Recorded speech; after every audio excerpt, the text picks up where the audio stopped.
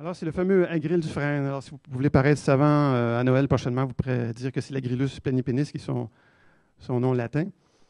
L'insecte fait normalement son cycle en 1 an. Quand on est dans un site qui les arbres sont en bonne santé et que la grille n'est pas trop présente, ça peut durer même 2 ans le cycle. Alors, on va partir de cette étape-ci, larve. Parce qu'à ce temps-ci de l'année, l'insecte est encore sous forme de larve dans l'arbre. Là, il est en train de se préparer tranquillement. Il va se préparer une petite chambre pour passer l'hiver. Et au printemps prochain, il va se transformer en pupe et par la suite en adulte.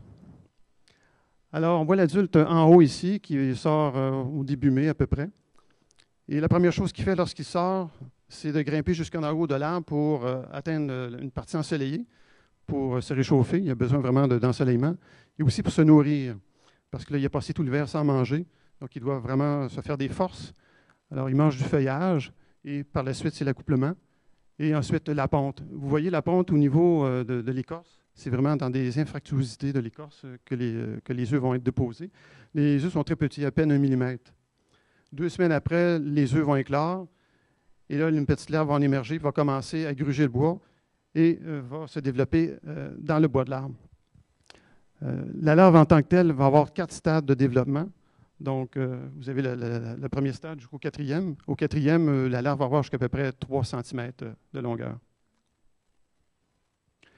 Alors, pourquoi que la grille est si dévastatrice ou dévastateur, parce que c'est un agril, c'est parce que l'insecte se tient vraiment dans la partie la plus vivante de l'arbre, c'est juste derrière l'écorce, où s'effectue la circulation de la sève. Alors, si vous remarquez au niveau du détail de la composition d'un arbre, vous avez une partie qui s'appelle le cambium, qui est vraiment la couche de cellules qui produit d'une part le bois et de l'autre partie l'écorce. Alors, l'insecte se tient vraiment dans la partie rougeâtre, qu'on appelle le phloème, où la sève élaborée descend le long de l'arbre jusqu'aux racines, et également attaque le cambium. Alors, lorsqu'on a un insecte, c'est pas si pire, l'arbre peut passer à travers, mais quand on a de multitudes de galeries qui sont creusées par l'insecte, la sève ne peut plus circuler.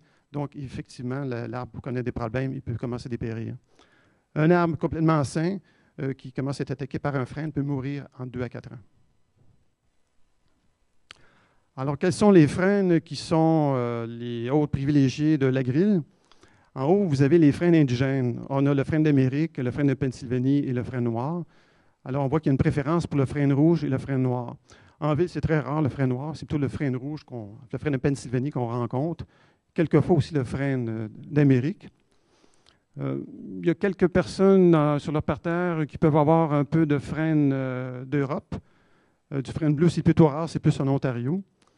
Mais, puis à la toute fin, je vais revenir ici après, mais ce que je voulais vous expliquer entre les frênes exotiques et indigènes, c'est qu'on a vraiment des différences marquées dans le niveau d'infestation. Alors, il y a eu des études qui ont été faites pour comparer. Sur le tableau ici, on voit le frêne bleu qui est à gauche, et à droite, on a le frêne blanc ou d'Amérique. On voit que la quantité de galeries causées par l'insecte au niveau du tronc est nettement différente. Donc, ça veut dire peut-être qu'à long terme, on devra faire des choix de sélection d'essences qui pourront peut-être être capables de vivre avec la présence de la grille. Il y a d'autres essences, à part les frênes, qui peuvent être colonisées par la grille, mais en Amérique du Nord, ça n'a pas encore été constaté. Parce que je ne vous l'ai peut-être pas encore dit, parce que j'essaie de couper dans la présentation, mais la grille provient de l'Asie, du nord de la Chine et de l'est de la Russie. Et là-bas, cet insecte-là est considéré comme un insecte secondaire qui fait très peu de dommages aux arbres. Tandis qu'ici, en Amérique du Nord, c'est totalement l'inverse, c'est dévastateur. C'est pour vous dire qu'en Chine, ils ont planté des frênes d'Amérique. Et là-bas, les frênes d'Amérique, les agrilles ont sauté de joie là-dessus, puis ont passé à travers. Donc, il y a vraiment au niveau de nos essences à nous indigènes une particularité qui fait en sorte que les agrilles se développent beaucoup plus facilement. Alors, pour vous donner une distribution géographique des 3 essences indigènes ici au Québec, alors on se rend compte que ce n'est pas juste au Québec qu'il y en a, ça descend très, très bas aux États-Unis et vers l'Ouest canadien aussi. Donc, ce sont des essences qui sont très, très présentes. C'est pour ça que l'impact est si grand au niveau des frênes. Alors, si on s'interroge depuis quand que la grille est arrivée ici en Amérique du Nord, bien, on a la carte ici qui nous le démontre. Vous avez ici les différents territoires aux États-Unis où on rencontre l'insecte et aussi au Québec. Alors, en fait, la découverte date de 2002 à Détroit, dans le Michigan. Et quelques mois plus tard, on l'a découvert à Windsor, en Ontario. Alors, j'attire votre attention sur la partie qui est plus au Québec. On va jeter un petit coup d'œil. Alors, ici, on est au Canada. Ce qui est en jaune, c'est la zone qui est réglementée. Il existe l'Agence canadienne d'inspection des aliments qui s'occupe de réglementer tout ce qui touche les aliments, les végétaux et les animaux. Et étant donné que la grille est un insecte exotique, ils ont fait une réglementation pour empêcher que les gens transportent du bois de frêne d'un endroit à un autre, d'un endroit infesté vers un autre. Alors, en date en fait, je pense que c'est le 1er avril, là, la carte indique vraiment les endroits où il est interdit de sortir le bois à l'extérieur. Donc, en d'autres termes, quelqu'un qui habiterait à Montréal aurait du bois de frêne, il pourrait aller le transporter à Laval, mais il ne pourra pas aller le transporter dans les Laurentides. Alors ici, ce sont en gros les différentes villes qui sont aux prises avec l'insecte, donc Windsor depuis le 2002, Toronto, Oakville, Carignan. Il y a même jusqu'à Granby là, que s'est rendu la grille. Il y a une tentative qui avait été faite par l'Agence canadienne d'inspection des aliments pour contrer l'invasion de la grille.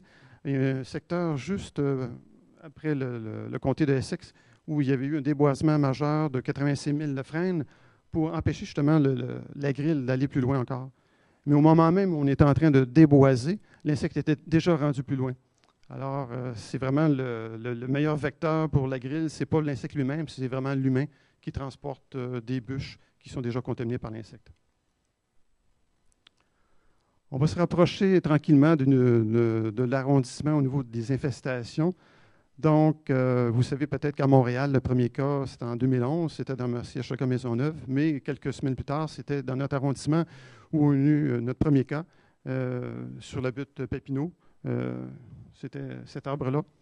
Donc, un jeune frêne dans lequel il y avait un agril. On l'a vraiment découvert quasiment par hasard. On faisait des dépistages et cet arbre-là ne devait pas être dépisté. Il y a eu une erreur. Il était dépisté, puis il y avait un insecte. On a dépisté tous les autres arbres de l'alignement, puis il n'y en avait pas. Ça fait qu'on a vraiment tombé sur le bon arbre au bon moment.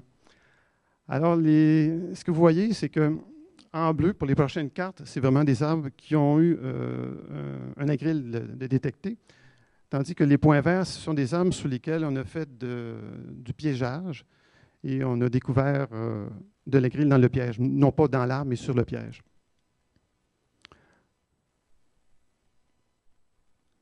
En 2012, on a eu plusieurs cas qui sont déclarés, entre autres dans un petit boisé qui appartenait au centre, pas au centre, mais à la commission scolaire du Grand Montréal et aussi à l'AMT. Et également sur la rue Alexandre-Lacoste, où on a eu nos cas les plus sévères de niveau d'infestation. Donc, vous voyez au niveau de l'écorce de gros arbres, la quantité de galeries de l'insecte. Normalement, l'insecte attaque le haut de l'arbre parce qu'il peut s'ensoleiller et tranquillement, les femelles vont répondre sur le même arbre jusqu'à temps qu'il y ait une densité trop importante. Mais tranquillement, le niveau de ponte se fait de plus en plus bas vers l'arbre. Alors, pour qu'on ait autant de galeries dans le bas de l'arbre, c'est parce que ça fait plusieurs années que l'arbre était déjà infesté. En 2013, en rouge, vous avez les nouveaux cas qui ont été découverts l'année passée. Donc, dans le bout du parc Belmont. On a aussi des cas isolés dans le bout du parc Albert-Lallemand ou encore ici, pas loin du parc nature, l'île de la Visitation. Mais on voit vraiment que là, on commence à être bien couvert avec la grille. Et ensuite, cette année, à date, on a juste 3 cas. Il faut vous expliquer que normalement, l'échantillonnage qu'on fait sur les arbres pour voir s'il y a de l'avancée de la grille se fait en fin de saison. En fait, ça a commencé actuellement. Donc, on va découvrir probablement d'autres cas. Mais par hasard, en faisant de l'inventaire, pour mettre à jour justement dans l'inventaire concernant les frênes, on a découvert ces nouveaux cas-là ici. Alors, l'impact de la grille à moyen terme de 2015 et 2007, il va falloir s'attendre à une déforestation sur les rues où on a plusieurs frênes, une concentration également dans les parcs. Alors, j'ai mis en rouge et en bleu là, les différentes rues et parcs où on va rencontrer ce problème. Évidemment, étant donné que l'insecte est de plus en plus actif, on va avoir une quantité d'abattage qui va encore une fois dépasser nos capacités. On risque d'avoir des freins de plus en plus dangereux si on ne les apporte pas assez rapidement. Et évidemment, un volume important de résidus ligneux à traiter. Et également, qui dit arbre abattu, dit possibilité d'augmentation des lots de chaleur. Donc, l'avenir ne s'annonce pas rose.